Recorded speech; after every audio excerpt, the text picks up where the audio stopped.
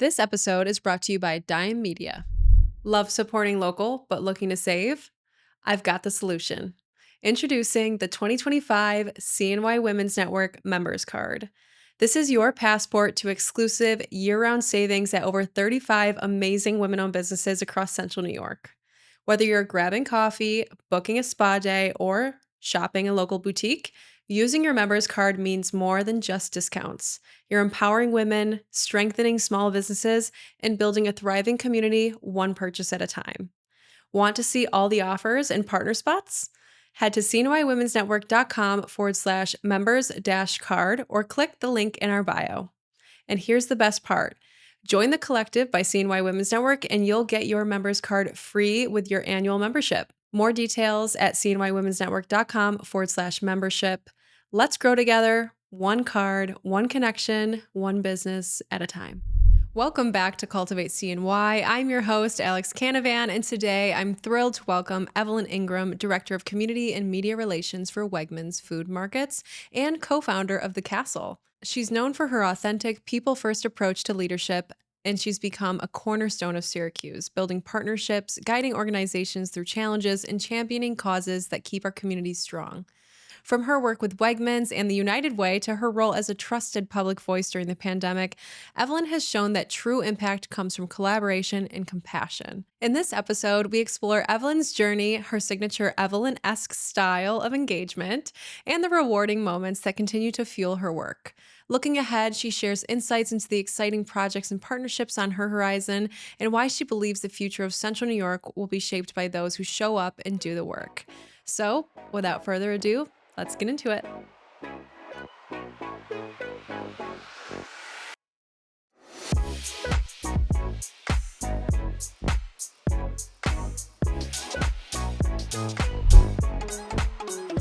I mean, needless to say, Evelyn Ingram, welcome to Cultivate CNY. I'm so excited you're here. It's great to be here. Great to be here. We finally made it, right? We finally made it. We finally got it on the schedule. You're a very busy woman, but now that we're talking about fashion, like, let's just get into it. What are we wearing today? Like, give us an outfit check. Outfit check. Oh my goodness. This is funny. So I do love pink and green for several reasons. I like the color combination, but also my sorority, Alpha Kappa Alpha Sorority Incorporated, our colors are pink and green. So you'll see me in pink and green a lot. Oh, really? I love that. You know what I love about clothing is that it can mean something. Yes. If you can attach a meaning to it, and I love that. Yes. One of my favorite things to do or engage with clothing is when I purchase it while I'm on a trip or having a certain experience, and like, I don't know, I'm sentimental, but I'm also materialistic in a way. I think it's materialistic. I always attach sentimental meaning to the things I own. Okay. If I can. I mean, unless it's just like a naughty fast fashion purchase that's not as intentional as I probably would like. But do you have a strategy or a formula or a ritual you follow when you're getting dressed? Like, how do you choose your outfits, your accessories? So the night before, I always do that. Trying to get dressed and making a selection the morning of, to me, I'm late. So I always the night before, and I do have a selection of everything. So I think when I decided what dress, then I figure out, okay, what necklace I'm gonna wear, what shoes, what purse. I kind of go through the whole thing. And in the wintertime, I'll add my coat to it. I like my coats to match my outfits when possible. So it's just for me, it's part of getting ready. Like I said, again, the night before, thinking through, so I know when I get up, everything is already laid out. It makes me feel good. It's literally part of who I am. I enjoy being dressed, as people say, dressed up, because I don't feel like it is dressed up in my world. My dad, I'm a preacher's kid, PK, and my dad, we were in church a lot. And my father was, and I have two sisters. I have a brother also, but two sisters. And my father was a stickler on regarding the way we present ourselves, the way we carry ourselves, the way we dress. For him, I remember him saying, and unfortunately he's deceased now, but I remember him saying he didn't feel like you were, as a woman, you're dressed unless you had high heels on. So all my sisters, we wore high heels. That was just kind of who we are. Even to school, I would wear, when back in the days, probably before your day, but when they had Gloria Vanderbilt jeans and Sasso. Remember those? Well, you don't remember that. You're too young. But excuse me. But I would wear my high heels with my jeans to school. That's just been a part of me. So now I'm comfortable dressed. Sometimes people don't always understand that because most people want to throw on, a sweatsuit and sneakers and things like that. And not that I can't wear that and be comfortable, but I am comfortable in high heels. I'm comfortable being dressed. So I'm finding, as I get older, and I went to see my orthopedic last week, that I may have to, at some point adjust to a lower heel. But for now, this is part of who I am. I love it. This is what I do. I like feeling that I look good, and I do it for me. Some people do it based on people, or maybe a spouse or friends. For me, if I'm going somewhere where no one will know me, I like to be dressed. That's just part of who I am. So I think it has become, in this area in Syracuse, like the question, oh, is Evelyn coming? What is Evelyn going to have on? Things, which, that is what it is. But I do it because I feel like I perform better when I feel like I'm dressed and I look good. Yeah, I have the same exact philosophy, and I have heard the comments, and I think it's just purely admiration for you, but it's like, oh, is Evelyn gonna be okay? I gotta wear something. I gotta figure out what I'm gonna wear, and it's not a matter of like, ever. I'm sure you never even compare yourself to other people or compare others to yourself, and that's not why you do this, right? It's you understand that getting dressed is a strategy and a tool that you can use to perform and to just simply show up in the ways that you hope to show up as.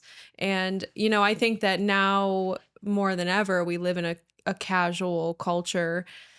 And I've always been one of those people that was considered overdressed. Mhm. And it's just kind of like the running joke, like, oh, Alex is always overdressed. Don't ask her what she's gonna wear. Like, don't even like, you can't gauge the Right. situation Mhm. based off of what Alex is gonna wear. Alex is Mhm. gonna wear what she wants to wear. Yeah. And like, I even I remember there was a teacher that came to my high school graduation party, and he had told my parents, I didn't realize it until I had heard him say this, that I was like this. But he was like, every time I see Alex, she looks completely different.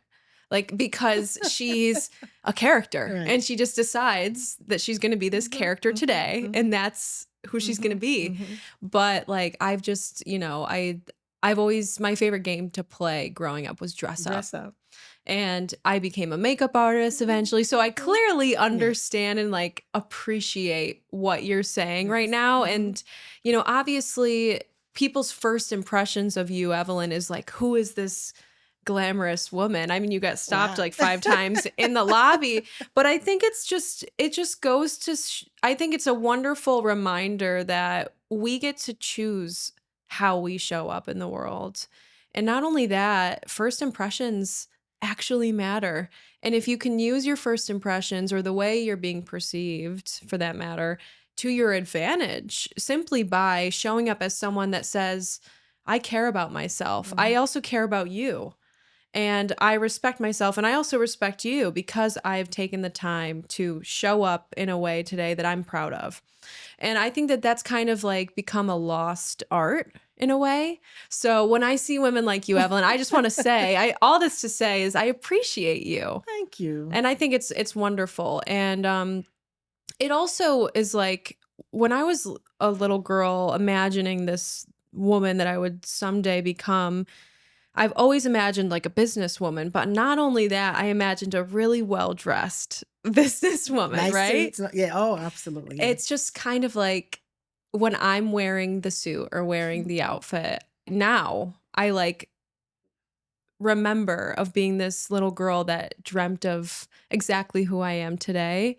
And that's why I get That's dressed. beautiful. You know what I mean? Like, it's not to impress anyone or send a status signal. But I also think it's like in ways like I'm curious, have you ever been in a room or in around a certain type of person that kind of wanted to like check you for like who you are and how you show up in a way that's like almost trying to dim your light or question why you choose to dress a certain way or to have the things that you have? Probably Alex, but honestly, I have the tendency of not paying attention to that kind of stuff. Because sometimes, as much as I love women, you can get that vibe from women that there's a little, a little something that's not positive. Mhm. But I try to diffuse that, and I typically diffuse it by being nice. I'll go over to and say, hello, hi, how are you? Introduce myself. Who are they? And that kind of brings them down some. So it's almost like they want this perception of, oh, Evelyn, oh, thinks she's all of that, oh, she's conceited, all those kinds of things. But I diffuse that by not being that, because I'm not that. I mean, I'm very personable. My son, who always says to me when we're out, together, I speak to people, hi, how are you? Hello. And Mom, do you know them? No, I don't. But you said hello. Why not? I always feel like, why not err on the side of being positive and being happy and letting people know that, you see them. So yes, I've been in those kind of environments. I've been in those rooms, and I sometimes feel that vibe, but I try not to gravitate to that or allow that to change who I am, because it can, because then I can start being what they're saying I am. And then that changes who I am as a person. And that's not me. So again, I just, I felt that. I've honestly felt those sometime from a racial perspective, being in rooms, the only Black woman, and, some of the white men there kind of wondering, who is she? What is she doing here? And it's been a little uncomfortable on occasions earlier on in my career. But honestly, right now, Alex, I'm like, listen, I am who I am. I feel like I've proven myself from a career perspective, from a talent perspective. So I'm not intimidated by that. And I just walk in that room, with my outfit on and with my briefcase and whatever I need for the meeting, and do what I got to do. And don't really allow that to be something that deters me from showing up as Evelyn. So Mhm. I think sometimes, people can, if you allow them to get into you, as I'll kind of phrase it, they can, but I try not to allow that. It's funny, just yesterday, I walked into church. I go to church pretty much every Sunday. And the usher, as I was, he was showing me to my seat, he says to me, he said, every Sunday you come here, you always so happy. You always have so much joy. And I guess I never really thought about that, but I was like, well, you know what? I am happy. I'm thankful. I'm happy. And he said, and that's great. But even that, me not even realizing that people are watching and seeing things and recognizing, who I am, and just that I am happy. I'm thankful. I'm in a great place. I'm in a great space. And I try to show up that way. So yeah, I kind of I always, people say, I'm optimistic, looking through rose-colored glasses, because I try not to allow people to get me to a space where I can't show up and be a peaceful, happy person. Absolutely. And that's like, I mean, at the end of all this is what we all really want. We think we want success, prosperity. We think we want happiness, but what we really want is peace, right? Absolutely. And I think that that's what you're really bringing into rooms is like you can only have peace when you're so grounded and so aware of who you are. But so many people aren't, Evelyn. And I think that a huge reason why you probably are the way you are is because of your dad, because of the way you're raised, right? But you've done so much in your career as a woman in leadership, as a woman of color. You've been in so many different rooms where like you you probably were told, Mhm. outright told, but in other ways you were probably told that you didn't belong, Mhm. right? And you're at this place now where you've gotten the reps in, right? Like you are Yeah. like, I know who the heck I am, Exactly. right? But there was a point in your career as a woman where probably didn't feel like you were quite there yet, right? Yeah. So like how did it show up for you if you did or when you did, shrink yourself or like Mhm. dim your light Mhm. or like maybe conducted yourself in a way that didn't feel totally authentic, but in a way that you felt like you should or had to? You're right. It was definitely an evolution. It wasn't as if I started out day one, and Mhm. it was an evolution through progress. And part of it, I think, was early in my career where I'm still building my skill set and trying to find out who I am. And my first job actually was in a company that had a very strict corporate environment. So very traditional, that you during the email time where, you wrote formal emails, you kind of, ask people, can I schedule an appointment with you? It was just a very formal environment. And I appreciate that now. At the time, it was different because there wasn't really many women of color in that environment. And I presented myself in a way that many people there were not used to seeing Black people in that, carrying themselves that way. And I think for me, I had to get to a point where I was confident in who I am. And but during that time, I was also developing personally. I mean, I had just graduated college, so I'm 22 years old. I decided to stay in Syracuse after I graduated and ended up getting a job. It actually was Carrier Corporation, which at the time was like the company to work for in this area. But it was a very traditional white male dominated area. And for me, coming in young, Black girl, I'll say at the time, young girl trying to establish myself there, it was challenging. It was difficult, but I always, it's funny, people laugh because when I started out, I had on my business suits and I carried my briefcase and I was taking a bus to work. I didn't have a car. I was taking Central. I would get on Central bus, get down, take the bus downtown, then take the downtown bus to Carrier. And I remember, being on the bus and a lot of times people may not be dressed that way because Syracuse is not a metropolitan commuting kind of city. So a lot of people were not necessarily using the bus always for transportation to these kinds of jobs. But I didn't have a car and I had to get to work. So I was taking the bus and I had to always, it was humbling for me because every day I'm calling my dad, I need a car, But, my family was making sacrifices for me to attend Syracuse University at the time. I had graduated, but, I have all these other siblings and, just trying to make ends meet. So I recall, taking a bus. And then when I got my first car, it was like, I used to call it an in-town car. It was a little Ford Escort that I don't even remember the year of it, but it literally was an in-town car. You cannot drive this car outside of Syracuse because it ain't going to make it. But I felt like one year, I'm going to drive this car. I'm going to drive my car home. And it didn't make it. So that was a whole long story. But, and then, I guess I'm saying evolution because sometimes I talk to young people and they see me now and they see, the car I'm driving, the house I'm living in, and they want that now. And I'm like, well, you will get that. But just so you know, for me, this was an evolution. I didn't start out here. I started out on a bus. I do drive a luxury car now, but I didn't always drive a luxury car. And and when my first little Ford Escort, I was proud of that car because it was mine and it got me to work and it got me off the bus.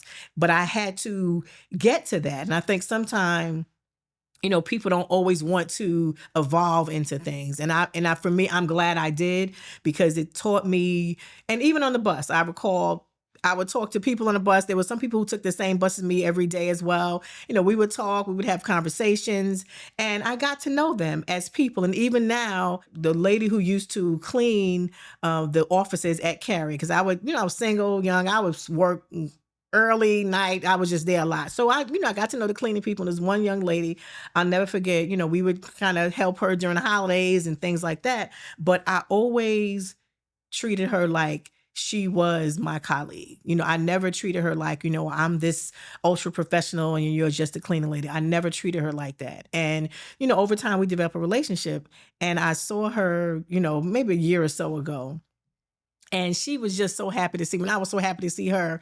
And she just shared how proud she was of me because she remembers me back then. And now at this stage, in my career, and I see you on TV and I hear you on the radio. And and it makes me feel good because I feel like I always want people to say that I treated them well. Like it was never something where I felt that I was more than them or anything like that. So I think, for young people growing up, always recognizing that you never know, because I also know that you can lose something today. You can have a catastrophic situation, today, and everything that you had was gone. So who will be there for you? And based on how you treated people will be who shows up for you during those times. So I just always want to be that person that, Oh, I remember Evelyn, but she was always nice to me. She always spoke. She always treated me well. She always treated me like a person.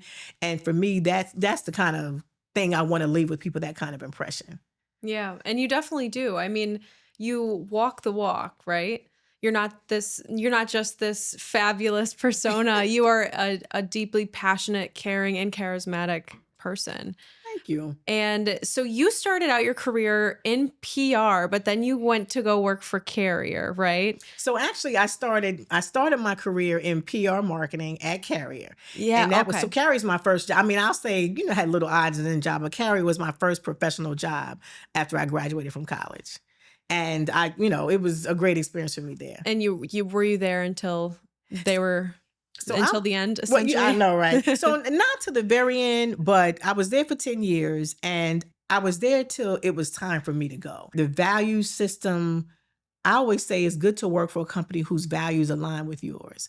And Carrie was a great company. I enjoyed it. I think it really gave me a great professional foundation, but they started to get into more of a shift in the way they were handling employees. And I was in PR marketing when I started.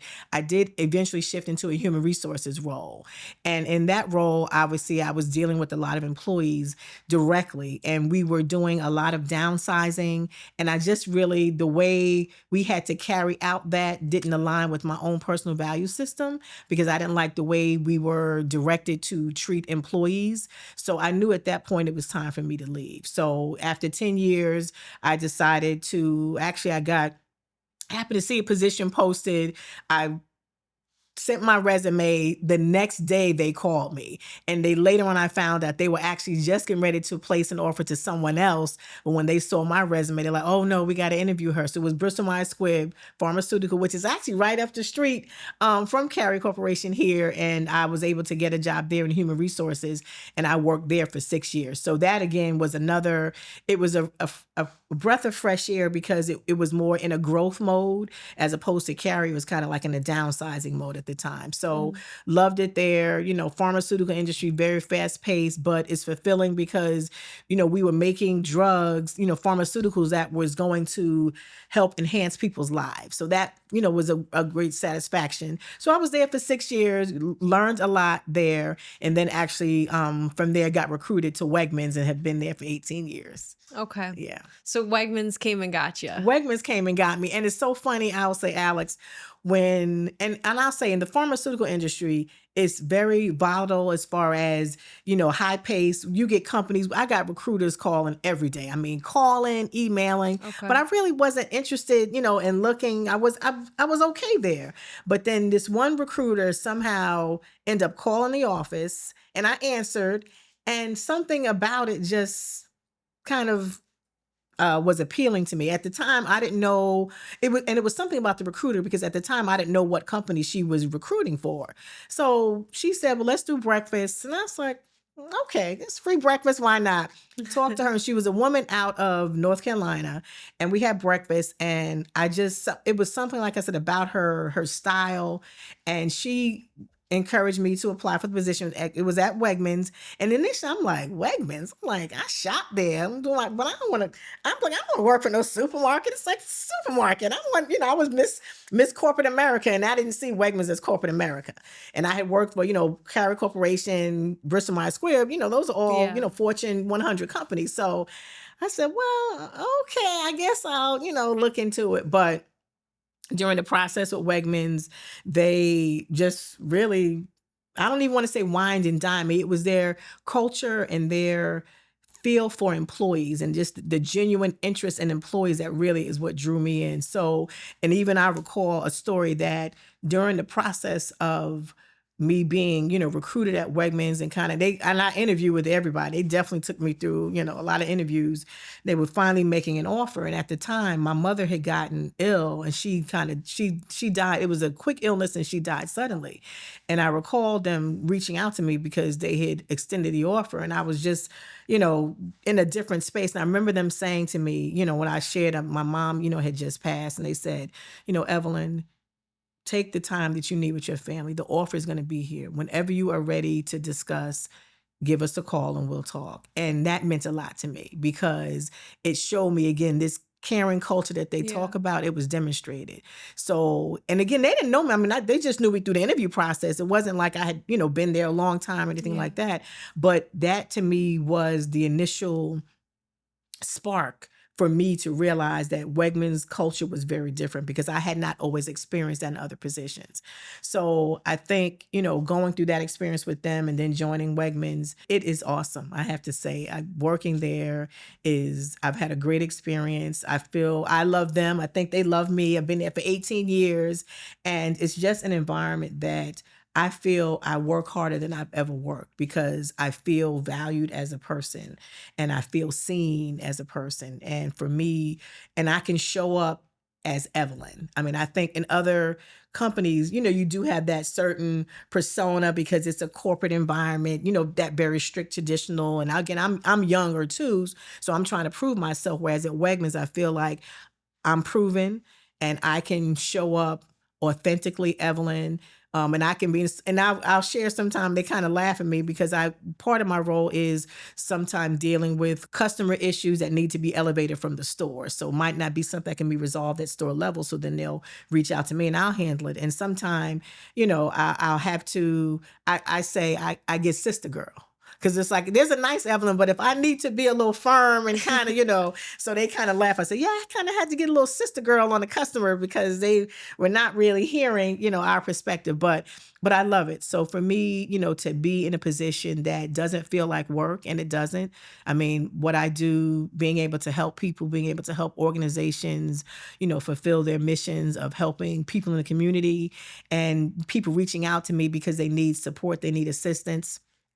It's a great feeling to be able to provide that. So, like I always say, they're gonna have to kick me out of Wegmans. So I'm here to stay. That's honestly like the goal, right? We all Absolutely. hope to be lucky enough and fortunate enough to work for someone that appreciates us like that, but also just to do work that doesn't feel like work.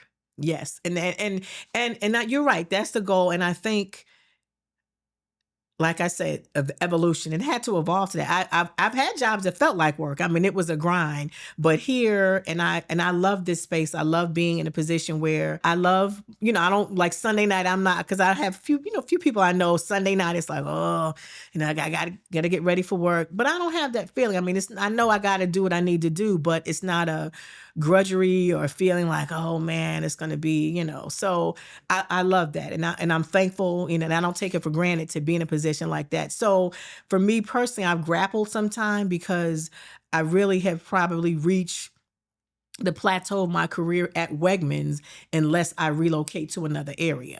So I'm at that point. So I've grappled with, do I try to pursue other areas, within Wegmans, working at the corporate office in Rochester, or, do I kind of just stay here with the regional role?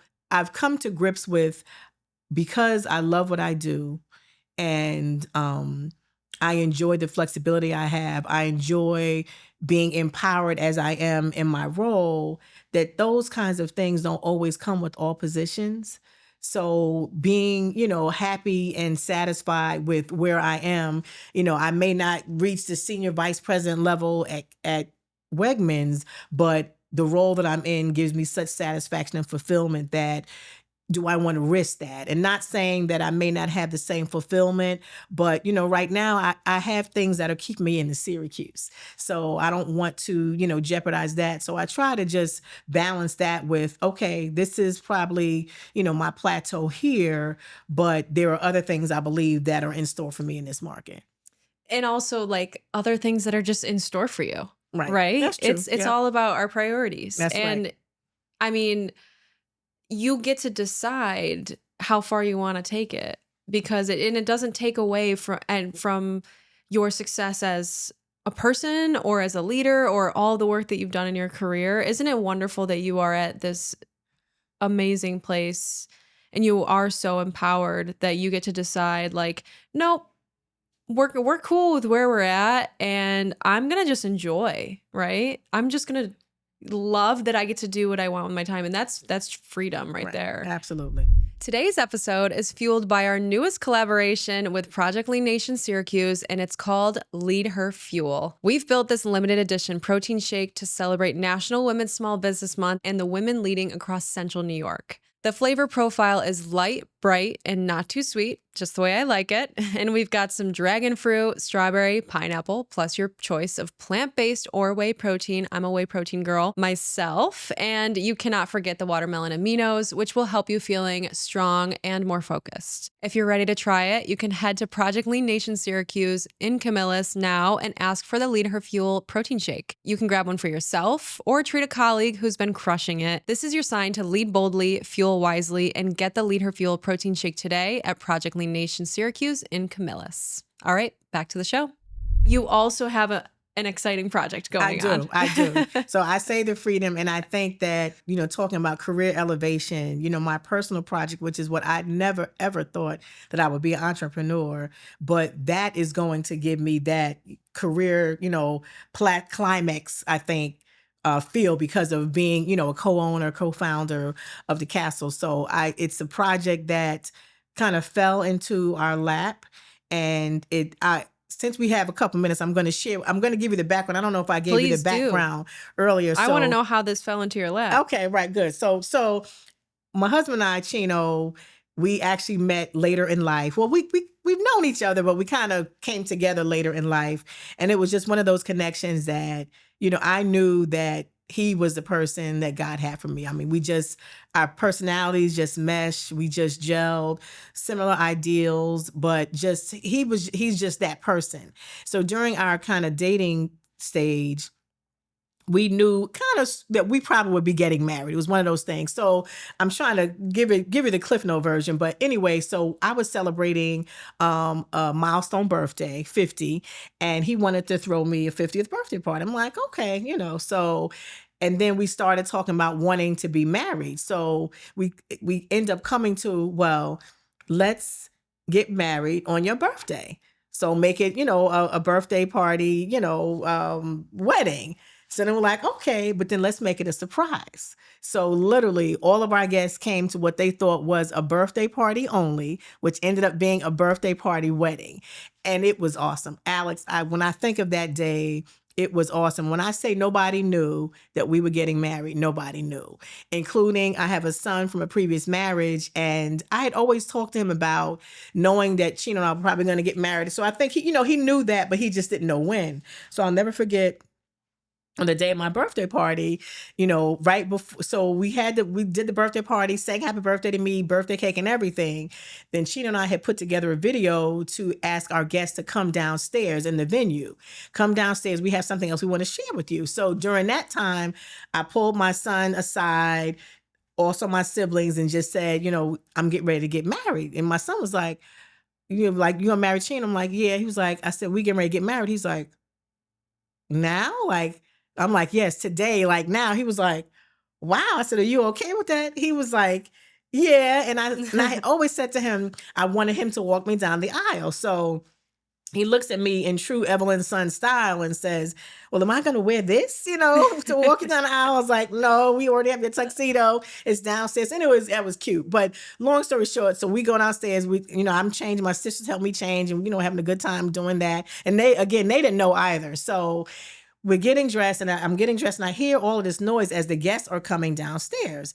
So I'm like, okay. And you can see that when they come downstairs at the venue, they see that it's a chapel. So they're like, oh my goodness. And at the time, even though Chino and I were engaged, no one knew we were engaged. We had gotten engaged, and that's another story. We had gotten engaged and I wasn't even wearing my engagement ring during the time because we didn't want to give people a clue that we were going to be getting married. So anyway, here people coming, you could hear the joy.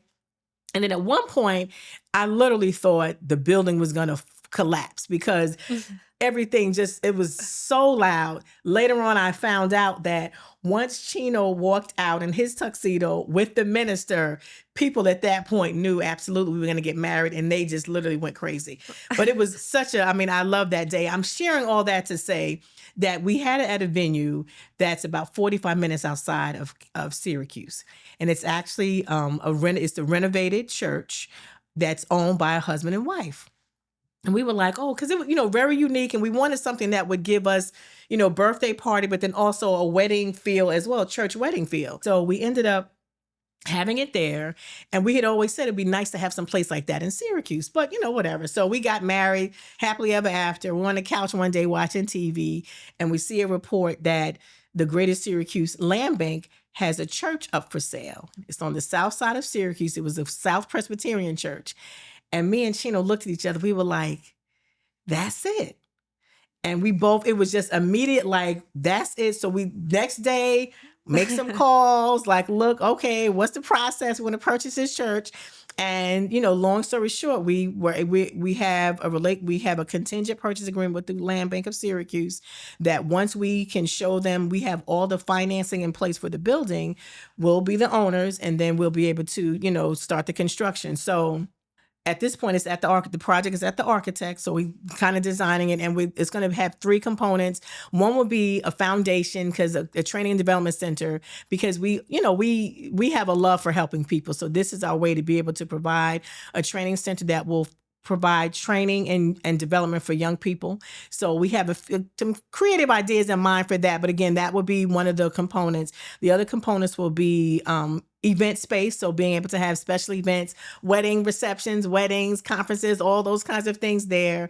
And then also a lounge that will include an area for live entertainment for people to come after work, network, have appetizers, and, just beverages to be able to just kind of have an environment for people to socialize. So it's a great project. I definitely feel called and God led to do the project. It's something that I feel will be definitely a legacy to leave with the community.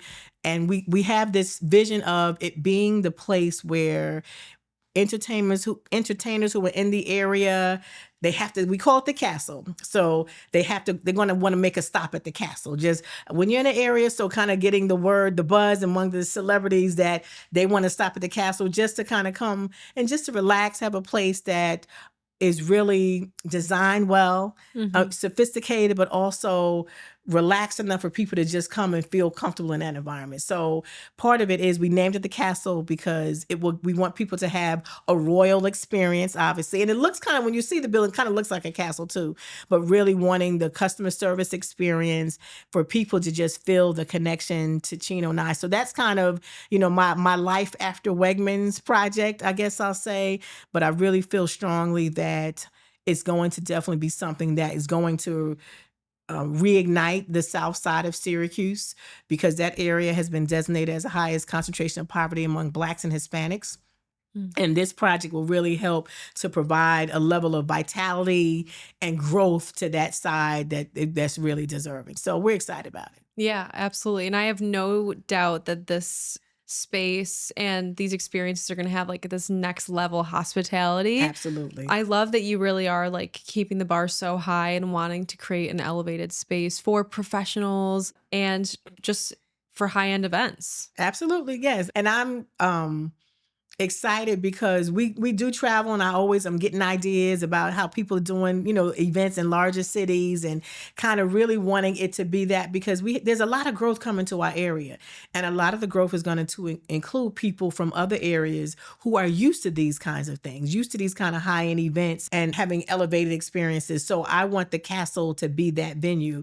And it's funny because Sheena and I, early on, when we had our vision, we found that some people have to see it. So trying to describe it is difficult. So we stopped trying to do that. It's just like, you know what? We have our vision for it. We're working with the architect. And when people see it, they'll know, like, no, you've been to other places, so you're exposed and you probably know what we're talking about. But some people don't. But we're like, we're not going to really waste time trying to get people to see it. They just, when they see it, then they'll see what we're talking about. So again, we're excited. But Chino has that same level of elevation and sophistication as well. So that's why we jive. So right now, I'm kind of working on a lot of getting the permits, and, there's a lot of, we had to get some variances done because it was zoned one way. We need to be rezoned. So a lot of that kind of background work that you have to do in order to make the project move forward. But I said, once we start construction, I'm going to have my hard hat on and I'll come take a picture. But after that, you got the rest of it. I'm like, I'm not the construction person, but I'm excited about his role in that. Yeah.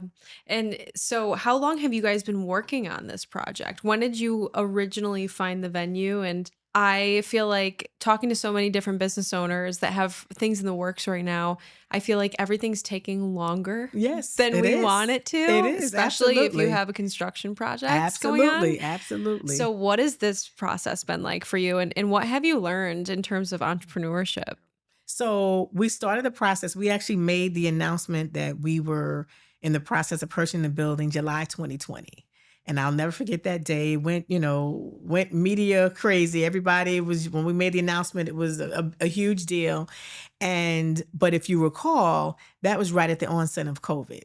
So, by the end of that year, the country was shutting down. So we obviously had to realize, what was happening. And it was funny because during that time, because people were doing events differently. I mean, now people weren't having the huge events because Mhm. of, the spread and all that kind of stuff. But we always knew that COVID is not going to be here forever. And the vision that we had for our space of being able to have, large gatherings for special events, we knew we would be able to do that. So we kept plugging along and kept, working through the process. But actually, COVID helped from the perspective of people were accessible because people were literally, you're in your house, you're bored, what can I do? So we were able to meet with a lot of people during that time. So Mm. that really helped a lot for us to kind of at least share our vision, speaking with just people, people from corporations, people who had event spaces in other cities, political figures who would maybe help us to get some funding. So we really used that, 2020, 2021 time to really just kind of get the word out from that perspective. We even did some community meetings via all, again, it was all via Zoom or video meetings because that's the mechanism that people used to communicate at the time. So we kind of used that time to do that. And then we were also able to get some grants during that time. We applied for some New York State grants. We received a few millions in that process. So it was been, it was still moving. I mean, we weren't able to obviously start construction, but it was Yep. still moving along. So I think what I've learned is that this is my first, I guess I didn't realize it, but we're developers because we're Mhm. starting businesses, but we have to develop the property in order to start the businesses. So I learned that I have to be patient because if you would have asked me in 2020, we would have already been open and operating by now. But obviously that has not occurred, and it's a process because there are. I'm not. All the like the political aspects and that's really has not been me as far as meeting with certain Congress people to get their input, get their buy-in, all those kinds of things. It's been a lot of conversations, even fundraising. Honestly, I'm used to giving money, not asking, so for me it was Okay. not a comfortable space to Yeah. ask people to help support the castle financially.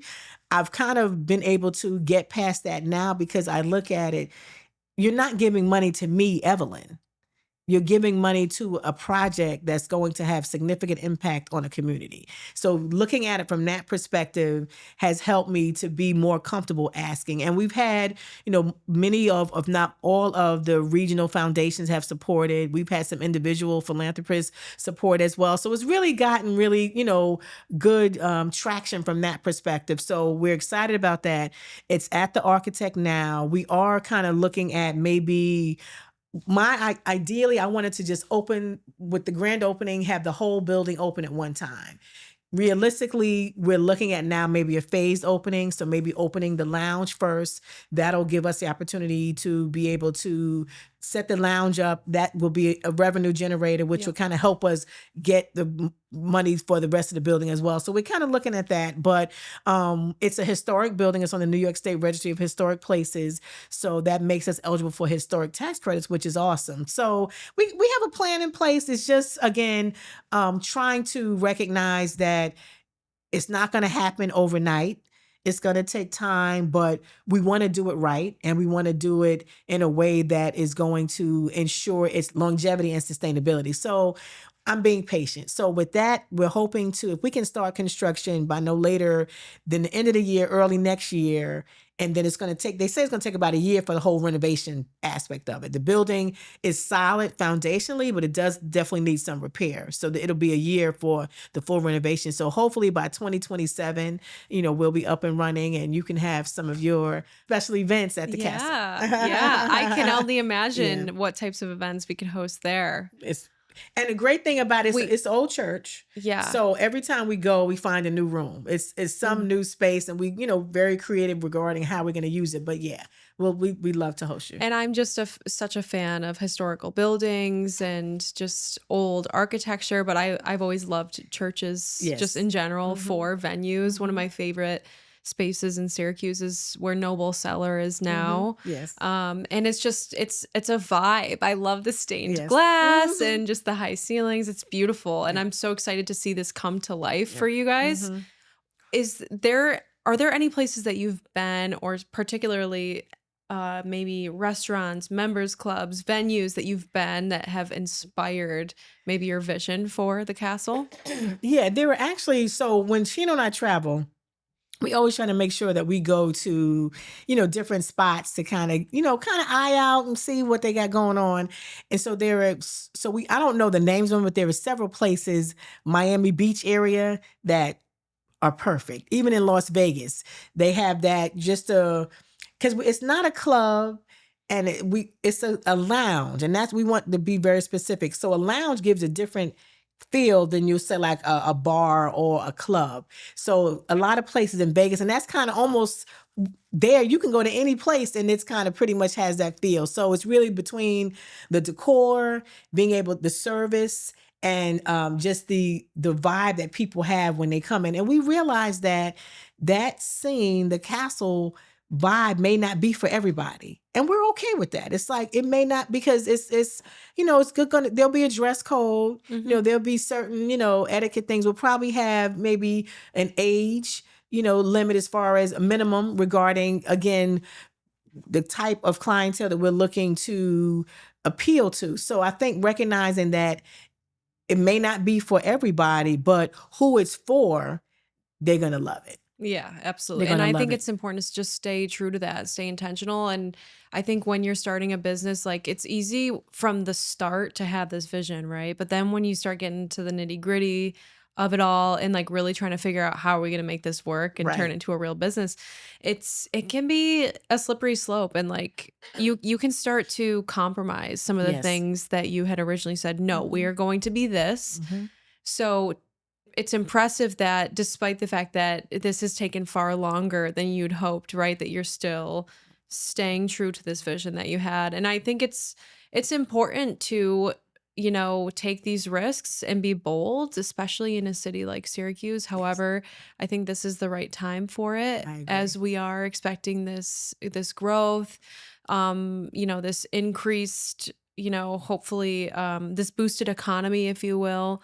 And I'm so appreciative of your, risk taking to kind of take a chance on the South Side, right? And be this catalyst for this economic activity that is going to happen because of the castle. Absolutely. And I love that there is that purpose behind it.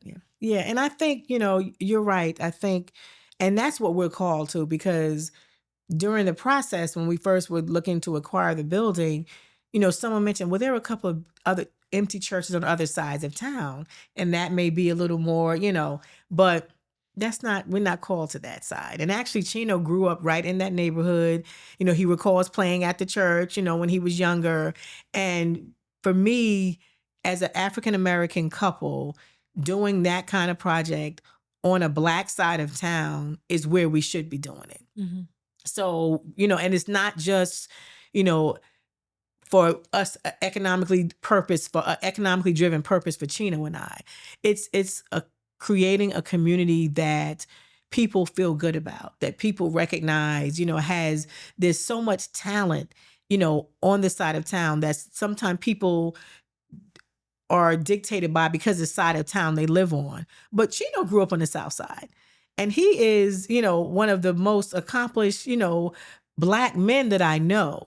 So allowing people to recognize that this hidden gem, this area, this side of town has people there that have skills beyond measure, and wanting to have a venue in that area that's indicative of that. So for him to grow up there and now come back and be, the king of the castle, to me really demonstrates that to other young Black men growing up. You may live on the South Side, but living in a poverty area doesn't dictate that this will always be your calling in life. So I think that for us, and being able to have that legacy and realizing that, years after Evelyn, years after Chino, the castle will stand tall and it will have had impacted a neighborhood in such a way that people will recognize that this is an area that was overlooked. But now, again, we took a risk. And obviously we are putting some of our own personal finances in the project as well, because it's important for us to do that. And I think, for me in my role at Wegmans, always supporting, giving, that's a part of my culture. It's a part of my DNA. So at the castle, I wanted to be an area that once we're up and running, to be able to help other businesses, for them to come to us with their vision and us being able to provide them, resources or capital for them to fulfill their vision as well. So I feel like God has called us to this project. And I believe that, I always say what God gives you the vision for, he'll give you the provision for. So the provision is it's coming. And I believe that, it's going to happen. Yeah. But I'm told actually that these kind of projects, there's typically like a 5 to 7 year time frame anyway, but I didn't know that going in. So I'm thinking 2 to 3 years, but so now we kind of are on that schedule, but I realized that, I get excited when I talk about it, just thinking of the impact. And even now people, oh, Evelyn, when's the castle going to open? I want to have an event. When's the castle going to open? I said, just give us some time. We'll get there. Yeah. And, I just, as you're speaking about this, I'm just imagining, wow, I'm a firm believer that a lot of us we're all products of our environment, Mm-hmm. right? So I think it's important for the castle to exist in the South Side because, these young men and women are going to see these successful people walking in and out of the venue, and they're Absolutely. going to just be able to observe how these people move through the world. And it's truly like, we don't know what we don't know, right? Right. And so because we're all products of our environment and our circumstances, really, so much of that is what determines a young man and woman's life, right? So I just think that the impact is going to be huge, and especially with this facility that you want to use specifically for providing development opportunities and education and stuff like that, that will be huge as well. I'm sure it was a hard pill to swallow, realizing that this was not going to be up and running in 2 years. Yes. How did you... I'm still trying to swallow that. But as an entrepreneur, this is so relatable because it's just, I'm at this place now where I've been doing this for 2 years and it's been great. Mm-hmm. The growth has been there. However, it's now we're at a place where it's like discernment is everything. So it's truly like, how do I decide what to prioritize? Where we do decide to put our focus. And it's been a really hard idea for me to wrap my head around the fact that everything does take a lot longer. And there are a lot more steps to get things done than we originally expect. Mm-hmm. And so I think one of the biggest skills that I can hone as a leader and just as an entrepreneur is probably the skill of discernment and just deciding, having a really honest conversation with myself and really deciding, this is what we're going to focus on. This is what we're going to have to let go of because we just don't have the bandwidth. Right. But learning that was tough for me. Right. Like, I'm just the type of person that just dives in full steam and hopes it all works out. Yeah, I'm kind of like that too. Yeah. But I think you realize too that for me, it's important that everything I do is done with a certain level of excellence. And I found that trying to do too much, sometimes it diminishes that. So I recognize that I'm only going to do what I have the capacity to do and what I can do at a level that leaves people like, oh, wow, okay, that was great. So I think you learn that. And I think that discernment is important because you can't do everything for everybody. And I think that sometimes, when you have a passion for people like you do, a passion to help, you want to do that, but you can't. And I think sometimes, recognizing when you need to say no sometime, and it could be no, it could be not now, but recognizing that this is just not the time for that. And I feel like, with our project, there's a certain niche, there's a certain market that we are appealing to.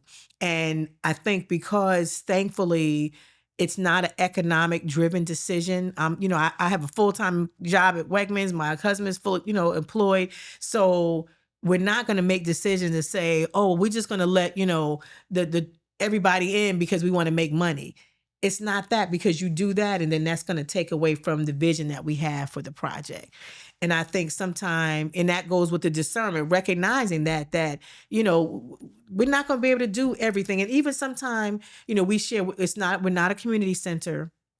And that there are a lot of community centers on that side of town, but that's not what we're called to do. We're called to be a space for professionals to gather, to socialize, to network. We're called to be a space to help our young people grow and develop and achieve their goals and their visions. We're called to be a space for all people, recognizing that we want to be a diverse, space that everybody will feel comfortable in and feel included. And I think, because of professionally the circles that, I'm in, and even with my husband, we have networks of everybody. So that's important for us, for it to be a place that, it's not a Black venue. It's like, it's a venue for everybody. Yes, it'll be, obviously my husband Black owned and operated, but we want it to be a space where everyone can come together. And I think being able to recognize that, our appeal is going to be having that kind of space where people can come together and having different types of entertainment, different cultures represented, and realizing that, and that may not be you may have some, Black people say, well, I want it to be all Black. They may have that feeling. So it may not be that space for them. But I think, with us recognizing that, for us being able to bring people together, being able to have a space that people who probably would never be on the South Side will now be on the South Side and feel comfortable there, is what we're called to do. So I feel like being able to discern and recognize that, keep focused, keep our vision, because that's kind of how we got to where we are because of that. So I'm hopeful that, as we continue on this journey of building the castle, that people see that and feel that and want to come and join us, in the vision of making this, vision a reality, I guess I'll say. Yeah. Oh my gosh, I can't wait for it to come to life. I can only imagine the the decor Oh, and the yeah. vibe of it all. Yeah, we're excited about that. We're Where are excited about some that. of your favorite spots in central New York that you like to hang out at? Oh, okay. That's good. So, we drive out to Skinny House a lot just to, walk the streets and kind of just enjoy that kind of, laid back kind of feeling. Let's see. What do I mean, I love Francesca's patio. Their patios That's and a vibe. their butter pound cake. Have you Oh ever? yeah. Oh The butter my, cake. that is awesome. That is just like a That Syracuse is, oh staple. my, yeah, we love that too. And I mean, I'm like outdoors, so like I like to sit outside, Yeah. to eat places that you can sit outside. And I've not been there, but there are two spots I have to go to. Emerald Cocktail Kitchen. I've heard that's a nice spot I've not been to, and actually Incas. I hear a lot of good things about Incas. We did a member dinner at Inca's a few months ago, and they set us all up in the banquette in the back and had all set up cute. And Okay. I brought name cards. It looked great, but the food was great as well. I think they've got a really good filet. I've been there a couple Okay. times. All I've gotten right. the filet. It's Okay. super tender. Okay. Highly I recommend. I gotta think try they that. put like a soy sauce on it, and it's Do they? really simple, Okay, but but it's good. very good. Okay. Very tasty. I could talk about food forever, but where do you like to go in Skinny Atlas? I do try to eat healthy food, but Doug's Fish Fry is Oh. actually one of our favorites. We go there a lot. I love that. And we do like Blue Water Grill as well. Blue Water. Yeah, Blue Water. We'll do that. We do Rosie's sometime, but that's not really, when we just kind of going through Skinny Alice. Typically, we'll try to do either Doug's or Blue Water Grill, and the ice cream always. We got to end the day at Doug's with the with the ice cream. too. You know what? I've never had Doug's ice cream, and I was just there It's a couple very weeks good. ago. I went to Skinny Alice, but It's funny. That's what Sheena and I, we celebrated our anniversary this year as well. We just did a day at Mirabel. I love it. It's just relaxing. I wish I could. My backyard could look Right, like so- Mirabel. right. Yeah. It's my favorite, Yeah. landscaping. Yeah, it's beautiful. And we style. love spas. To me, it's just something like about a spa. So even when we go on vacation at the resorts, we normally, have at least a day or two where we're at the resort spa, just massages. It's very relaxing. Mirabel, we literally spent the day there, massages, kind of, in the quiet area, out in the jacuzzi. Yeah, that's a beautiful day. Stuff like that. I love You it. can't go wrong. I love that they have the outdoor hot tub area and the outdoor bar. Yeah. But there's this new spa resort now. It's called Skinny Atlas Fields. I heard about that. Is it open yet? I believe they may have just opened. Okay, Correct me okay. if I'm wrong. But Okay. I want to go and scope them out and just check it out. I hear good things about it. I spoke to someone who is involved with the project, Okay. and I've heard it's going to be really nice, which is awesome. It's good. Yeah. Yeah, to me, you can't go wrong with a good spa day. But you know what? Best dinner patio spot besides Francesca's is the Brewster Inn in Casanova. Oh, I love that. Oh, yeah, that's my beautiful. go-to. Oh, I agree. And their food is great. So Food's always it's good. always good. Yes, I agree. That's definitely a spot that we go to. And actually, Bruce Inn, we love that. I normally, we take Chino that it's Father's Day. That's kind of one of the spots we go to. Yep.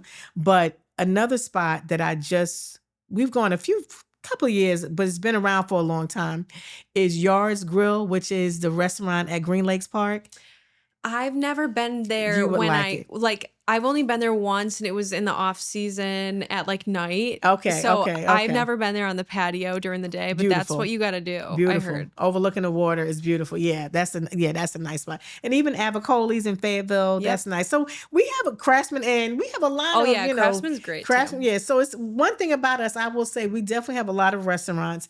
And I always tease my sister because she's from Atlanta, and when we visit, we have a lot of sandwich shops too. And I think we take it for granted, that are specialty sandwich places like, of course, Wegmans stuff, but that's different. But we have Brooklyn Pickle, Oh, yeah. DeBella's, and nothing like a good sandwich sometimes. So Brooklyn Pickle. I haven't had that in a while. and they just opened some on Marshall Street. They opened up on campus, so I'm sure it's gonna be a hit. Did you hear about that new coffee shop near campus too that In Architects designed? It's called No. Haraz.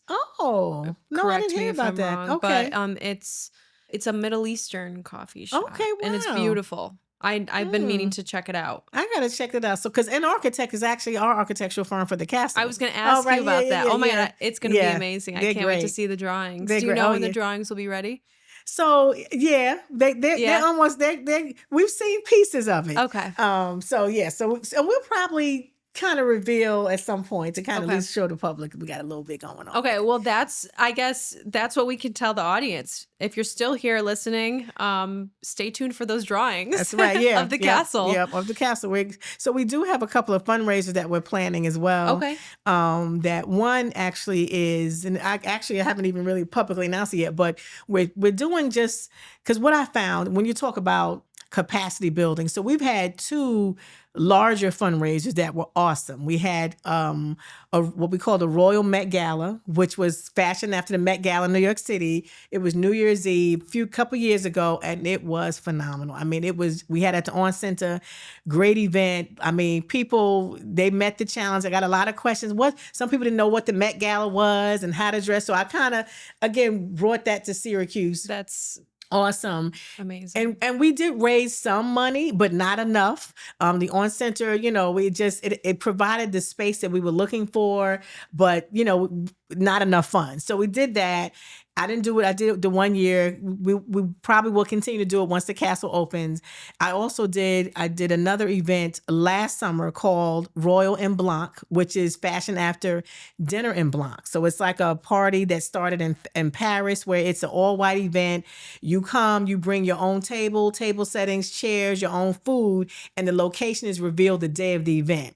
So literally they have it in all the major cities. And I did fashion after Royal and Blanc last summer. It was awesome. We had it at Pine View Auto Club, which was in Lafayette. Beautiful venue. So great. Those events, again, both people, if you talk to people who went, they loved it. Awesome time.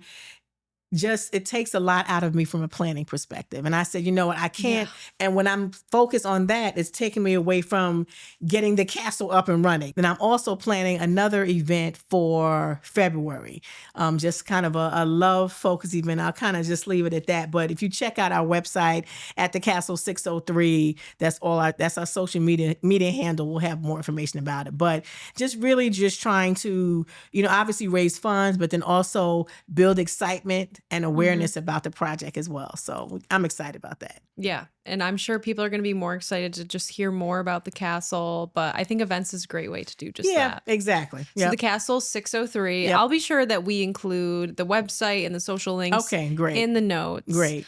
And that's going to be your main focus for the rest of 2025 is keeping this project moving along on top of all the other things you have going on. Mm-hmm. Where else can people find you, Evelyn, if they want to follow you and follow along what you're up to? So my social media handle is Evelyn Camille Hoskins Ingram. And I know that's long, but I'll share a story about that.